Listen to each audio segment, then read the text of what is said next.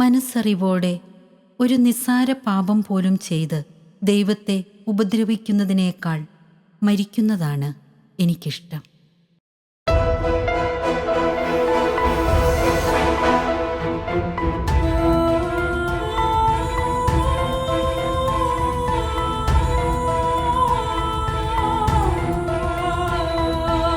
ഈശോമിശിഹായ്ക്ക് സ്തുതിയായിരിക്കട്ടെ. വിശുദ്ധ അൽഫോൻസാമ്മ സന്യസ്ത ജീവിതം തിരഞ്ഞെടുത്ത് ആ ജീവിതത്തിലൂടെ ഒരു വ്യക്തിക്ക് ആർജിക്കാവുന്ന ഏറ്റവും മഹത്തരമായ അവസ്ഥയിലേക്ക് ഉയർത്തപ്പെട്ട വ്യക്തിയാണ്. സന്യസ്ത ജീവിതം, അതേക്കുറിച്ചുള്ള നല്ല കാഴ്ചപ്പാട് അൽഫോൻസാമ്മയിൽ നിന്ന് നമുക്ക് ലഭിക്കുന്നുണ്ട്. എന്താണ് സന്യാസം? എന്താണ് ആ ജീവിതത്തിൻ്റെ പ്രത്യേകത? എന്തുകൊണ്ടാണ് അൽഫോൻസാമ്മ സന്യാസം തിരഞ്ഞെടുത്തത്? ഈശോയുമായിട്ട് ഐക്യപ്പെടാൻ മനുഷ്യസാധ്യമായ പൂർണ്ണതയിൽ സന്യാസമാണ് ഏറ്റവും നല്ല വഴി എന്ന് അൽഫോൻസാമ്മ കണ്ടു. ഇത് വാസ്തവമാണ്. സന്യാസവ്രതങ്ങളിലൂടെ ദാരിദ്ര്യം, ബ്രഹ്മചര്യം, അനുസരണം, ഈ വ്രതങ്ങളിലൂടെ ഒരു മനുഷ്യന് അവൻ്റെ പരിമിതിക്കുള്ളിൽ ഈശോയുമായിട്ട് ഐക്യപ്പെടാനുള്ള ഏറ്റവും അനുകൂലമായ അവസ്ഥ ഉണ്ടാകുന്നു. അങ്ങനെ സന്യാസ ജീവിതം ഈശോയുമായിട്ട് ഐക്യപ്പെടാനുള്ള ഏറ്റവും നല്ല മാർഗമാണ് എന്ന് തിരിച്ചറിഞ്ഞുകൊണ്ടാണ് അൽഫോൻസാമ്മയും സന്യാസത്തിലേക്ക് വരുന്നത്. എന്താണ് സന്യാസത്തിൻ്റെ പ്രസക്തി? ലോക പ്രതാപ ഐശ്വര്യങ്ങളുടെ മുമ്പിൽ, അല്ലെങ്കിൽ മനുഷ്യൻ ഈ ലോകത്തിലെ സുഖങ്ങളും സന്തോഷങ്ങളും ഒക്കെ അനുഭവിക്കേണ്ടതല്ലേ? ലോകത്തിൻ്റെ പ്രതാപ ഐശ്വര്യങ്ങളൊക്കെ അനുഭവിക്കുമ്പോഴല്ലേ മനുഷ്യജീവിതത്തിന് സാഫല്യമുണ്ടാകേണ്ടത് എന്ന് അനേകർ ചോദിക്കാറുണ്ട്. ഇതെല്ലാം തിരസ്കരിക്കുന്ന അവസ്ഥയിലാണോ മനുഷ്യജീവിതത്തിൻ്റെ അർത്ഥം? സന്യാസി ഒന്നും തിരസ്കരിക്കുകയല്ല. അതിന് മനുഷ്യജീവിതത്തിൻ്റെ അർത്ഥം നിത്യതയുമായിട്ട് കൂട്ടിമുട്ടിച്ച് അതിനെ വ്യാഖ്യാനിക്കുന്നൊരു വ്യക്തിയാണ് സന്യാസി. കാലത്തിനും സ്ഥലത്തിനും ശരീരത്തിനും എല്ലാം മീതെ നിൽക്കുന്ന ഒരു രഹസ്യം, അതാണ് സന്യാസം എന്ന് പറയുന്നത്. ഇന്ദ്രിയ ഗോചരമായ ഭാഷയിൽ മാത്രം സംസാരിക്കുന്നവർക്ക്, ലോകത്തിൻ്റെ മാനദണ്ഡങ്ങൾ മാത്രം വെച്ച് മനുഷ്യജീവിതത്തെ നിർവചിക്കുന്നവർക്ക് ഗ്രഹിക്കാവുന്ന ഒരു സത്യമല്ല സന്യാസമെന്ന് പറയുന്നത്. അദൃശ്യനായ ദൈവത്തെ ലോകത്തിന് ദൃശ്യമാക്കുന്നതാണ് സന്യാസം. ഭൂമിയിൽ ആരംഭിക്കേണ്ട ജീവിത ക്രമം, ദൈവരാജ്യക്രമം, അത് സ്വർഗത്തിലേക്ക് നീണ്ടു നിവർന്ന് അനുഭവവേദ്യമായി തീരുകയാണ്. മനുഷ്യൻ്റെ ബുദ്ധിയും ഇന്ദ്രിയമായിട്ടുള്ള ശക്തിയും കൊണ്ട് കണ്ടെത്താവുന്ന ഒരു യാഥാർത്ഥ്യമല്ല ദൈവം. എല്ലാം സൃഷ്ടിച്ചവനെ, എല്ലാം നിയന്ത്രിക്കുന്നവനെ, എല്ലാം പരിപാലിക്കുന്നവനെ പരിമിതമായ മനുഷ്യബുദ്ധി കൊണ്ട് കാണാൻ ശ്രമിച്ചാൽ അത് പരാജയമാവും. കാരണം മനുഷ്യൻ പരിമിതിക്കുള്ളിലാണ്. എൻ്റെ കാഴ്ചയ്ക്ക് ഒരു പരിമിതിയുണ്ട്, എൻ്റെ കേൾവിക്ക് ഒരു പരിമിതിയുണ്ട്, എൻ്റെ ബുദ്ധിക്കും ഈ പരിമിതിയുണ്ട്. അതുകൊണ്ട് എല്ലാം സൃഷ്ടിച്ച ഈ പ്രപഞ്ചത്തെ മുഴുവൻ നിയന്ത്രിക്കുന്ന ദൈവത്തെ എൻ്റെ പരിമിതമായ ബുദ്ധി കൊണ്ട് അളക്കാൻ ശ്രമിച്ചാൽ അത് പരാജയവും ഭോഷത്വവുമൊക്കെയാവും. ദൈവം ഉണ്ടോ എന്ന് ചിലർ ചോദിക്കാറുണ്ട്. ദൈവം എന്ന് ഉണ്ടോ? ദൈവം ഉണ്ട് എന്നതിൻ്റെ തെളിവാണ് അൽഫോൻസാമ്മ. ദൈവമുണ്ട് എന്നതിൻ്റെ വ്യക്തമായ തെളിവാണ് അൽഫോൻസാമ്മ. ആരാലും അറിയപ്പെടാതിരുന്ന ഒരു കന്യാസ്ത്രീ മഠത്തിൻ്റെ ഒരു മുറിക്കുള്ളിൽ മാത്രമായിട്ട് ഒതുങ്ങിക്കൂടിയ ഒരു പ്രത്യേകമായിട്ടുള്ള സംഭാവനയും ജീവിതത്തിലൂടെ മറ്റുള്ളവർക്ക് കാണാൻ പറ്റുന്ന രീതിയിൽ ചെയ്യാതിരുന്ന, ആരും ജീവിതകാലത്ത് ഒരു വിശേഷണങ്ങളും പറയാതിരുന്ന ഈ അൽഫോൻസാമ ഇന്ന് ലോകമെമ്പാടും പ്രഘോഷിക്കപ്പെടുന്നു എന്നത് തന്നെ ദൈവം ഉണ്ട് എന്നതിൻ്റെ തെളിവാണ്. ആ വ്യക്തിയുടെ കബറിടം ഇന്ന് അനേകർക്ക് അനുഗ്രഹമാണ്. ആ കബറിടത്തിൽ നിന്ന് അനേകർ ജീവിതത്തിൻ്റെ സായുജ്യം കണ്ടെത്തുകയാണ്. ഭൂമിയിൽ ജീവിച്ചിരുന്നപ്പോഴും ദൈവത്തിൻ്റെ വലിയ കൃപയിൽ തന്നെ തന്നെ സമർപ്പിച്ച അൽഫോൻസാമ സന്യാസ ജീവിതം കൊണ്ട് ദൈവത്തെ മഹത്വപ്പെടുത്തി. കേവലം കാഴ്ചയ്ക്കപ്പുറമുള്ള ഒരു സത്യത്തിൻ്റെ ആവിഷ്കാരമാണ് സന്യാസ ജീവിതം എന്ന് പറയുന്നത്. എനിക്ക് വേണമെങ്കിൽ പറയാം, എൻ്റെ കാഴ്ചയ്ക്കപ്പുറം ഒന്നും ഇല്ല എന്ന് പറയാം. ഒരു ലോജിക്കുണ്ട്, ഒരു റീസണുണ്ട്. ഞാൻ പറയുന്നു, ഞാൻ കാണുന്നതല്ലാതെ മറ്റൊന്നുമില്ല. എന്നാൽ സത്യം, എൻ്റെ കാഴ്ചയ്ക്കപ്പുറം ഒരു യാഥാർത്ഥ്യമുണ്ട്, ഒരു സത്യമുണ്ട്. അപ്പോൾ ഈ സത്യത്തിലേക്കുള്ള ചൂണ്ടുപലകയാണ് യഥാർത്ഥത്തെ സന്യാസം എന്ന് പറയുന്നത്. അപ്പം കേവലം ഇന്ദ്രിയങ്ങൾ മാത്രം നയിക്കുന്ന, അല്ലെങ്കിൽ ഇന്ദ്രിയങ്ങൾക്ക് അടിമപ്പെട്ട ലോകാനുഭൂതികളിൽ കുടുങ്ങി കിടക്കുന്നവർക്ക് സന്യാസം ഒരു ഭോഷത്വമാണ്. എന്നാൽ ശരീരം ഇല്ലാതായാലും നിത്യമായി ജീവിക്കുന്ന ദൈവാംശമായ ആത്മാവ് എന്നിലുണ്ടെന്നും, ദൈവത്തിൽ നിന്ന് ആരംഭിച്ച എൻ്റെ ജീവിതം തിരികെ ദൈവത്തിൽ എത്തുമ്പോഴാണ് പൂർണ്ണത കൈവരിക്കുന്നതെന്നും ഗ്രഹിക്കുവാൻ സന്യാസാർത്ഥം നമ്മെ പഠിപ്പിക്കുന്നുണ്ട്. ദൈവരാജ്യത്തിൻ്റെ രഹസ്യങ്ങൾ ഗ്രഹിക്കുന്നവരാണ് സന്യാസികൾ. ദൈവരാജ്യ രഹസ്യങ്ങളെന്നാണ് ഈ കാര്യങ്ങളെക്കുറിച്ച് പറയുന്നത്. കാരണം അത് എല്ലാവർക്കും ഗ്രഹിക്കാനായിട്ട് സാധ്യമല്ല. കൃപ കിട്ടിയവർക്കാണ് അത് ഗ്രഹിക്കുവാനായിട്ട് സാധിക്കുന്നത്. അതുകൊണ്ടാണ് കൃപ കിട്ടിയവർക്ക് മാത്രമേ സന്യാസ ജീവിതവും അല്ലെങ്കിൽ സമർപ്പിത ജീവിതവും ഒക്കെ സ്വീകരിക്കാനായിട്ട് സാധിക്കുകയുള്ളൂ. പരിശുദ്ധ അമ്മയെക്കുറിച്ച് പറയുന്നത് കൃപ നിറഞ്ഞവളെ എന്നാണ്. അൽഫോൻസാമയെയും ഇതേ രീതിയിൽ നമുക്ക് വിശേഷിപ്പിക്കാം. കൃപ നിറഞ്ഞവളാണ്. ജീവിച്ചിരുന്നപ്പോഴും അതിനുശേഷവും ദൈവസന്നിധിയിൽ നിന്നുള്ള കൃപയുടെ ഒഴുക്കാണ് അൽഫോൻസാമ. പ്രപഞ്ചത്തിലെ എല്ലാം യാദൃശ്യമായി ഉണ്ടായി എന്ന് പറയുന്നവരെയും വാദിക്കുന്നവരെയും ഒക്കെ നമ്മൾ കണ്ടുമുട്ടാറുണ്ട്.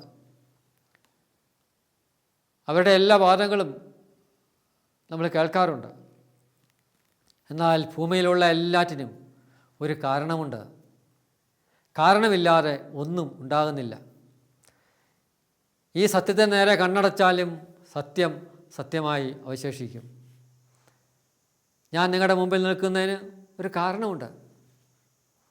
അപ്പം എല്ലാറ്റിനും ഒരു കാരണമുണ്ട്. അതില്ല എന്ന് പറഞ്ഞാൽ അത് വാസ്തവമാകുന്നില്ല. പറഞ്ഞതുകൊണ്ട് മാത്രം ഇല്ലാതാകുന്നുമില്ല. സന്യാസം ലോകവുമായി ബന്ധമില്ലാത്ത ഒരു ജീവിതാവസ്ഥയല്ല.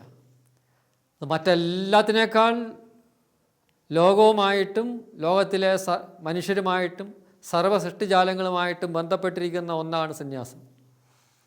ദൈവം കാണുന്നത് പോലെ ലോകത്തെ കാണുന്നവരാണ്, കാണാൻ വേണ്ടി വിളിക്കപ്പെട്ടവരാണ് സന്യാസികൾ. അവർ ഭൂമിയിൽ ദൈവത്തിൻ്റെ നേത്രങ്ങളാണ്.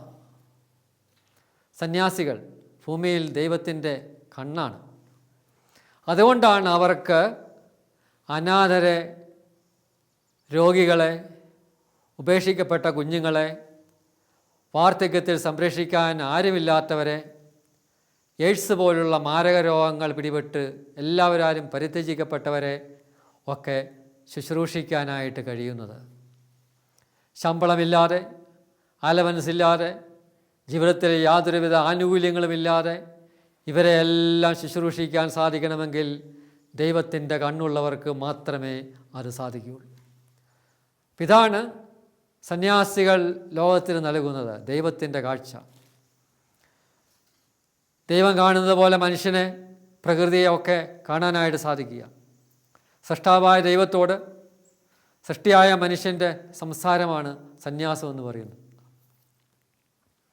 തൻ്റെ ദൈവത്തോട്, തൻ്റെ മേൽ നിരന്തരം സ്നേഹം ചൊരിയുന്ന, ഓരോ നിമിഷവും പരിപാലിക്കുന്ന ദൈവത്തോട് ഉള്ള സംസാരം. ദൈവത്തോട് സംസാരിക്കുന്നവർ മൗനത്തിലാണ്, നിശബ്ദതയിലാണ്. എന്താണ് മൗനത്തിന് അർത്ഥം, അല്ലെങ്കിൽ മൗനത്തിൻ്റെ പ്രസക്തി എന്താണെന്ന് ചോദിക്കുന്നവരുണ്ട്. മിണ്ടാമടങ്ങൾക്ക് എന്തെങ്കിലും പ്രസക്തി ഉണ്ടോ എന്ന് ഇന്ന് പലരും ചോദിക്കാറുണ്ട്. നിശബ്ദത ദൈവത്തിൻ്റെ ഭാഷയാണ്. നിശബ്ദതയിലാണ് ഏറ്റവും വലിയ ക്രിയേറ്റിവിറ്റി നടക്കുന്നത്. ചെടികളും മരങ്ങളും വളരുന്നത് എന്തെങ്കിലും ബഹളമുണ്ടോ? അതിൻ്റെ സ്വരം ആരെങ്കിലും കേൾക്കുന്നുണ്ടോ? നമ്മുടെ ശരീരത്തിൽ ഹൃദയം രക്തം പമ്പ് ചെയ്ത് ശരീരത്തിൻ്റെ എല്ലാ സ്ഥലങ്ങളിലേക്കും നൽകുന്നു. ആരെങ്കിലും ഈ പ്രവർത്തനത്തിന് സ്വരം കേൾക്കുന്നുണ്ടോ? നിശബ്ദതയിൽ വലിയ പ്രവർത്തനമാണ്. സൂര്യനും ചന്ദ്രനും എല്ലാ ഗോളങ്ങളും സൗരയൂഥത്തിലെ എല്ലാ ഗ്രഹങ്ങളും കൃത്യമായിട്ട് അതിൻ്റെ ഭ്രമണപഥത്തിലൂടെ സഞ്ചരിക്കുകയാണ്. അതൊന്നും ആരും അറിയുന്നില്ല. അവ നൽകുന്ന പ്രകാശം നമുക്കെല്ലാമുണ്ട്. അപ്പോൾ നിശബ്ദതയും മൗനവുമൊക്കെ അർത്ഥപൂർണമാണ്. അവിടെയാണ്, ആ നിശബ്ദതയിലാണ് ഏറ്റവും ശക്തമായ ഫലദായകമായിട്ടുള്ള പ്രവർത്തനം നടക്കുന്നത് എന്നുള്ളത് വാസ്തവമാണ്. ഇത് പ്രകൃതിയിൽ തന്നെ നോക്കിയാൽ കാണാൻ സാധിക്കും. അപ്പം അതാണ് മൗനത്തിൻ്റെ അർത്ഥം. ഇതൊരു വിശ്വാസത്തിൻ്റെ കാഴ്ചയാണ്. രോഗക്കിടക്കയിലാണെങ്കിലും അൽഫോൻസാമ ഈ കാഴ്ചയിലേക്ക് വിരൽ ചൂണ്ടുകയാണ്. അതാണ് വിശ്വാസത്തിൻ്റെ വിസ്മയമെന്ന് പറയുന്നത്. ദൈവത്തിൻ്റെ ആത്മാവിൻ്റെ ശക്തി അൽഫോൻസാമയിൽ കാണാനായിട്ട് സാധിക്കുന്നു. അൽഫോൻസാമ കിടന്ന പായ്, മരിച്ചു കഴിഞ്ഞപ്പോൾ ആ പായും ഒക്കെ വേസ്റ്റ് കൊട്ടയിലിട്ടു എന്നാണ് പറയപ്പെടുന്നത്. ഭരണങ്ങാനത്തെ ഒരു മാനസിക രോഗിയായ സ്ത്രീ അൽഫോൻസാമ കിടന്നിരുന്നു എന്ന് പറയുന്ന ഈ പായ ദേഹത്ത് ചുറ്റി ഭരണങ്ങാനം തെരുവിലൂടെ ഓടി നടന്നു. അവരൊരു ദിവസം കഴിഞ്ഞപ്പോൾ മാനസിക രോഗം വിട്ട് സുഖം പ്രാപിച്ചുവെന്നാണ് ഭരണങ്ങാനത്തെ കാർന്നോന്മാർ പറയുന്നത്.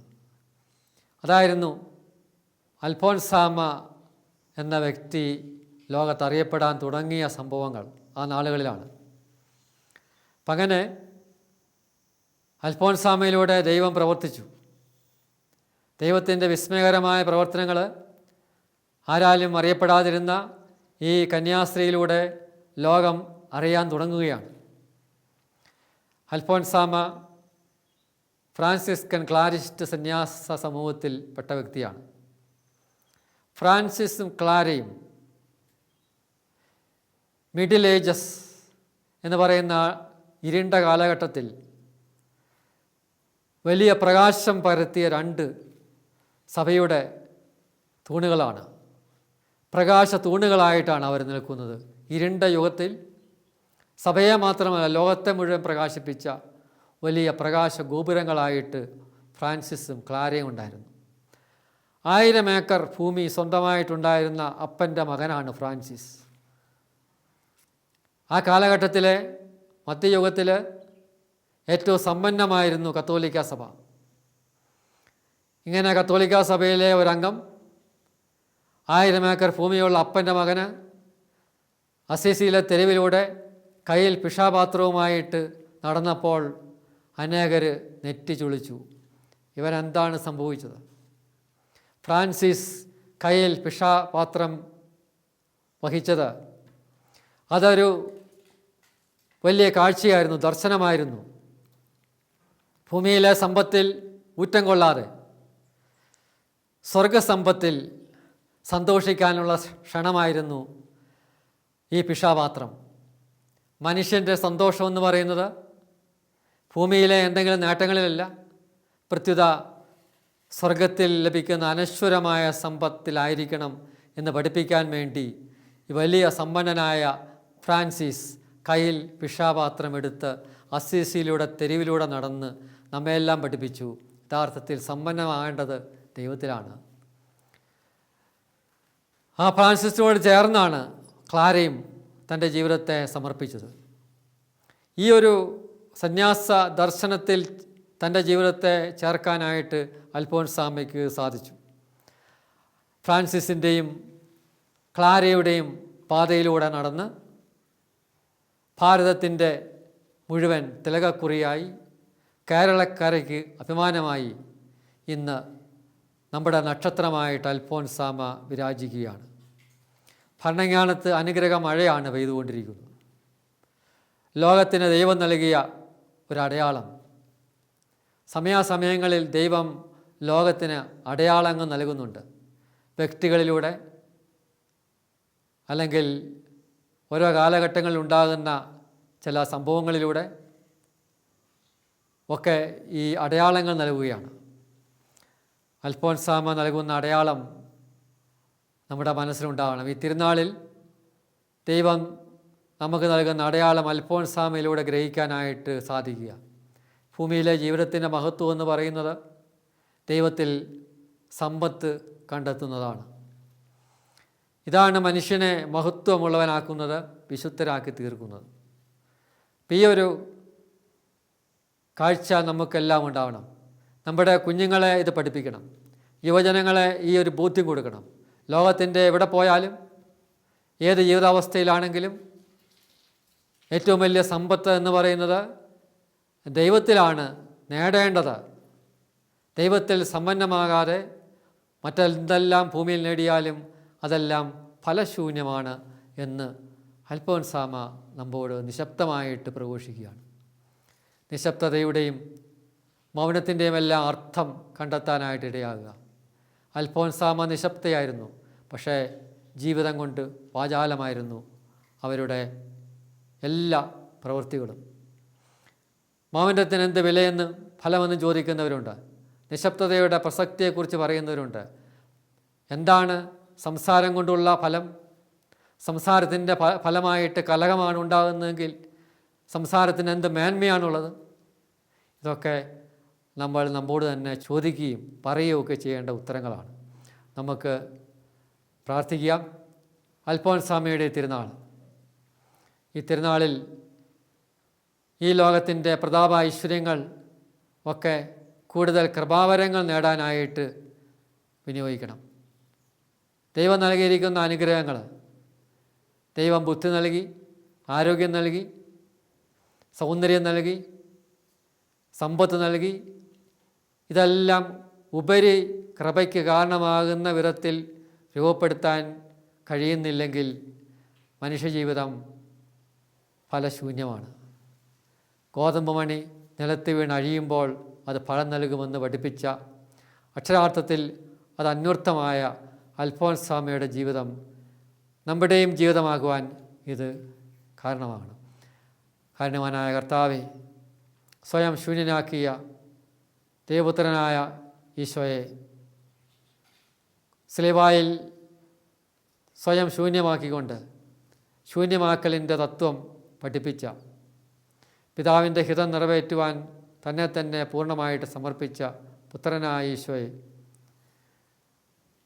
പരിശുദ്ധാത്മാവിനെ സഹായകനായി നൽകി ഞങ്ങളെ നിരന്തരം പരിപാലിച്ചുകൊണ്ടിരിക്കുന്ന കാരുണ്യവാനായ ഈശോയെ, ഞങ്ങളുടെ ജീവിതത്തെ അൽഫോൻസാമയുടെ ജീവിതം പോലെ ഭൂമിയിലെ പ്രതാപ ഐശ്വര്യങ്ങൾ നല്ലതാണെന്നും അവ കൂടുതൽ നന്മയ്ക്കായി ദൈവത്തിൻ്റെ സന്നിധിയിൽ സമ്പത്ത് നേടാനിടയാകുന്ന വിധത്തിൽ അവയെല്ലാം വിനിയോഗിക്കുവാൻ ഉള്ള കൃപ തരണമേ എന്ന് ഞങ്ങൾ പ്രാർത്ഥിക്കുന്നു. അൽഫോൻസാമയിലൂടെ അങ്ങ് നൽകുന്ന വലിയ അനുഗ്രഹങ്ങളെ ഞങ്ങൾ സമർപ്പിക്കുന്നു. ലോകമെമ്പാടുമുള്ള അൽഫോൻസാമയോട് പ്രാർത്ഥിക്കുന്ന ഭക്തരായ എല്ലാ വിശ്വാസികൾക്കും അൽഫോൻസാമയുടെ അനുഗ്രഹങ്ങൾ, അല്ലെങ്കിൽ അൽഫോൻസാമയിലൂടെ ദൈവസന്നിധിയിൽ നിന്ന് സമൃദ്ധമായ അനുഗ്രഹങ്ങൾ ലഭിക്കട്ടെ എന്ന് പ്രാർത്ഥിക്കുന്നു. ദൈവം നമ്മെ എല്ലാവരെയും അനുഗ്രഹിക്കട്ടെ. അൽഫോൻസാമയുടെ തിരുനാൾ നമുക്കെല്ലാം കൃപാവരത്തിൻ്റെ വലിയ ശക്തിയായിട്ട് പരിശുദ്ധാത്മാവിൽ അനുഭവിച്ചറിയാൻ ഇടയാകട്ടെ എന്ന് പ്രാർത്ഥിക്കുന്നു. ദൈവം നമ്മെ എല്ലാവരെയും അനുഗ്രഹിക്കട്ടെ.